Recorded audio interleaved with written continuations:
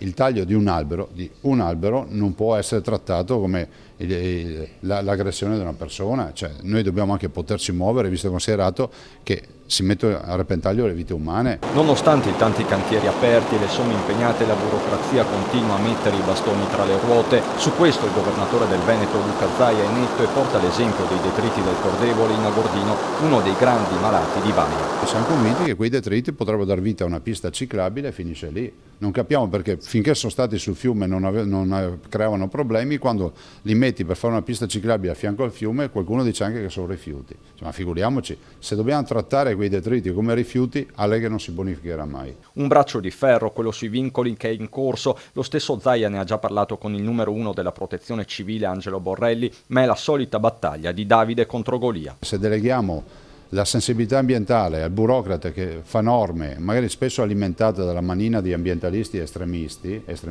come idea ambientalista, finisce che non ci muoviamo più. E minori vincoli significa anche più autonomia per il territorio, e proprio sulla partita autonomista si registra la nuova commissione di esperti annunciata dal ministro Francesco Boccia, tra i nomi quelli di Roberto Maroni e del costituzionalista veneto Mario Bertolissi. Una nuova commissione quindi che rischia però di allungare anche i tempi, e il timer scorre. Il tempo sta passando, l'ho già visto passare per 14 mesi col Conte 1, non vorrei che si replicasse anche nel Conte 2, perché altrimenti sarebbe una presa in giro, non c'è più nulla da discutere.